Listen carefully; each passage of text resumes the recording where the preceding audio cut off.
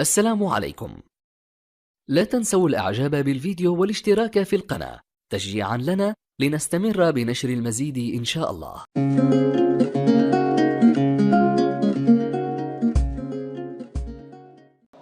And I'm a born Muslim. My problem is that I practiced Islam when I was... Brother, first we request questions from the non-Muslims.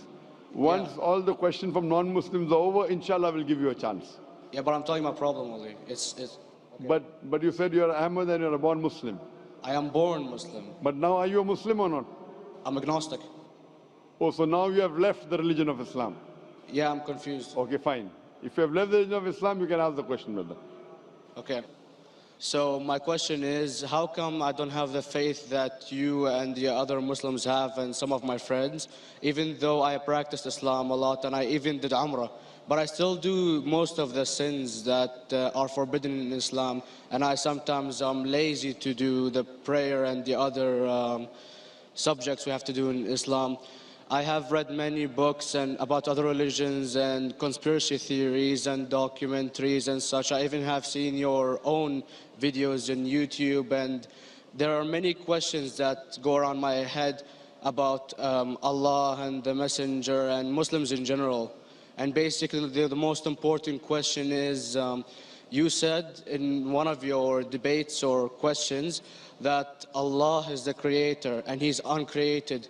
But I have realized, how can the uncreated exist? And if He exists, how can we notice Him? How can we see Him or hear Him or feel Him or know of His existence if He's uncreated in our own dimension or so? That's one of the questions. Brother Ahmed said that he is a born Muslim. He comes from Iraq. He read the Quran, he read the books, but he commits many sins. He believes maybe sometimes he's agnostic and he's lazy for praying. Brother, before I answer your main question, if you do sins and if you're lazy for praying, that does not make you a non-Muslim.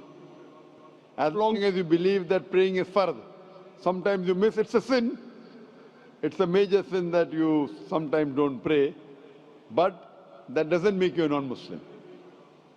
If you say praying is not required, then you're doing kufr. But if sometimes you do sin, sometimes minor sin, sometimes major sin, it is haram, it's forbidden, but that does not throw you outside the fold of Islam. There are sometimes waswasa of the shaitan asking you, you're a Muslim, but this is wrong in Islam, this is wrong. And it does deviate the person's mind. At that time, maybe your iman may be low. But these things should not make you consider that you're non-Muslim.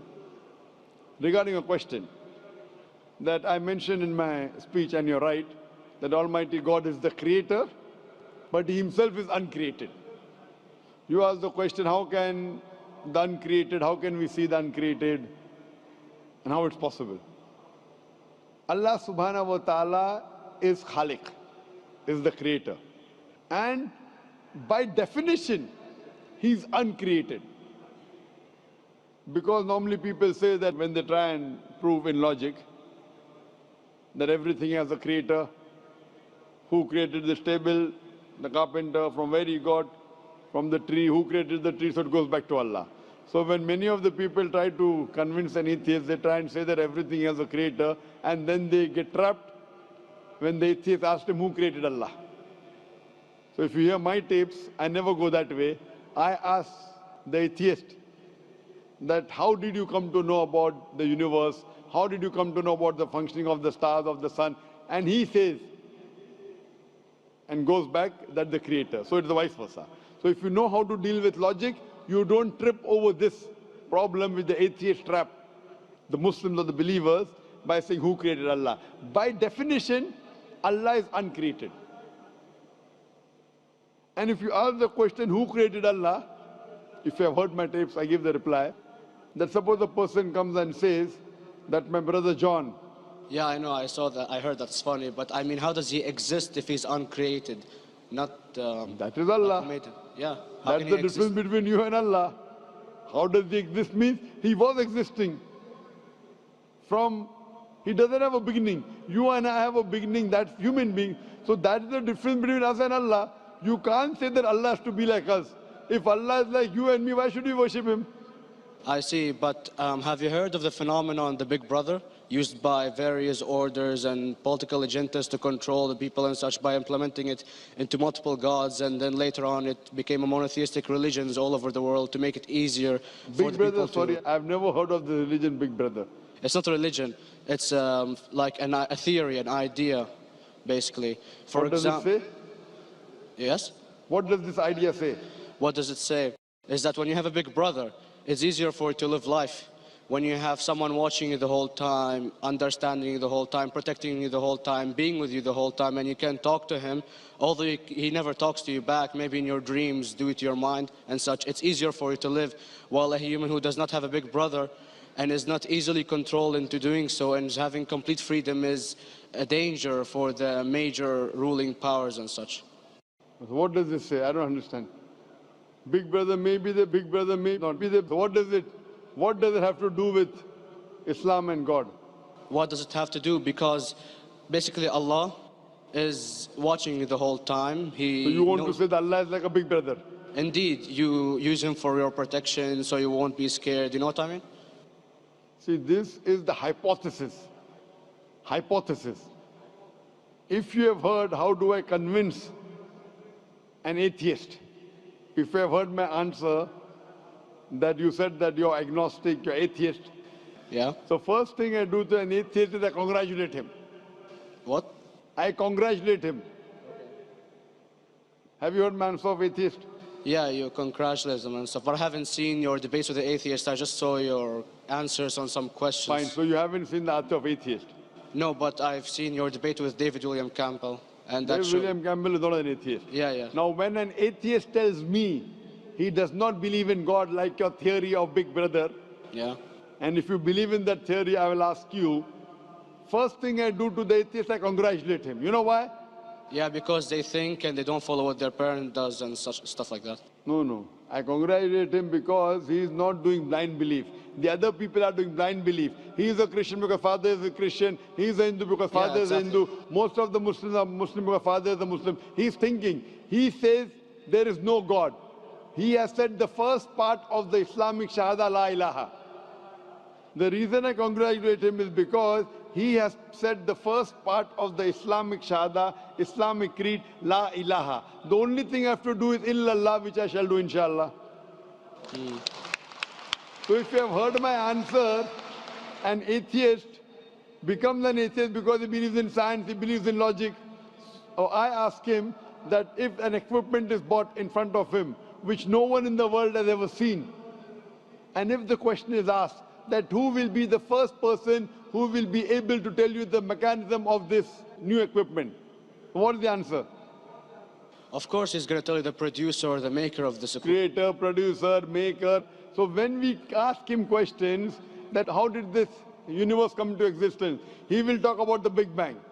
This what we're going to talk is already mentioned in the Quran 1400 years ago in Surah Anbiya chapter number 21 verse number 30. Avalam yaral lazina kafaru anna samawati wal arda kanat ratkum fataknahuma. Do not the unbelievers see that the heavens and the earth were joined together and we clove them asunder. This what you came to know 50 years back is mentioned in the Quran 1400 years ago. Who could have mentioned that? Well, in various civilizations in like 2000 or 5000 BC before Islam came or Christianity itself, there was various civilizations that are good in astronomy and they know more about our solar system than we do now, sadly. Brother, your knowledge of science is little, not in-depth. I do agree. There are certain things which were known as hypotheses. For example, we came to know, we were proved that the earth was spherical in 1577. I know that in 6th century BC, there were Pythagoreans who believed that the earth was spherical. But the same Pythagoreans who believed the earth was spherical also believed that the earth was the center of the universe, which is wrong. You show me one civilization which believes 100% what the Quran has mentioned. I challenge you. What you say, so do you mean to say there was a person who said, okay, this civilization, out of 100 things, these 2 things are right. Out of 100 things, these 5 things are right. Out of this 100, and picked and chose. Who can do that? No one besides the Creator. Even if you know that there were 10 different civilizations, hundreds of civilizations, there is not a single civilization that you know in the past which knew 100% of science what we know today. So where is your logic? Where is your theory? I do know that certain things were hypotheses which were proved later on, but there is not a single civilization which knows everything what is mentioned in the Quran. So the answer goes back to the original question, who could have collected this in the Quran? Someone 1400 years back, could he do and say, okay, out of these 100 things, these 3 are right, out of these 100 things, these 2 are right, out of this are... It's not possible. Mathematically, it's not possible. Well, you never gave the idea of extraterrestrials or so. I mean, knowledge is power, and... Brother, I'm asking you a simple question. We are not come here to have a debate. Yeah. I'm asking you a question. Point out a single civilization. You're asking something else. Yeah, we are not here to discuss. You can come in the room and discuss.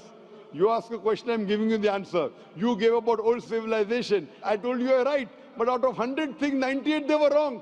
So I'm asking you, who could have mentioned this in the Quran? You're talking something else now. Yeah, well, I'm asking a simple question, 2 plus 2 equals how much? You're saying, I'm telling you 3 multiplied by 3 is how much? I'm asking a name, you're telling that where do you live? I'm asking a simple question, name me a single civilization which has everything what was mentioned in the Quran. Do you know of any or not? Yes or no? Well, not everything, of course. Even not 10%. Why? Babylon knows of most of the planets and such. Planet is not the only thing mentioned in the Quran. There are 1,000 things mentioned in the Quran. To say what 1,000 things are mentioned in the Quran, 10% would be equal to 100 things. Did Babylonian civilization knew about 100 things mentioned in the Quran? No, because they don't have the They knew 5 or 6 things. In percentage-wise, very small. So, of course. Who can be the author of the Quran besides the creator to know what is right, what is wrong? Today, science has established the hypothesis mentioned by Babylonian so many centuries back is today proven. So these were hypotheses in the past, which out of them many have been rejected, some have been accepted. So to collect all which is 100% correct has to be from the creator and no one else. Hope that answers the question.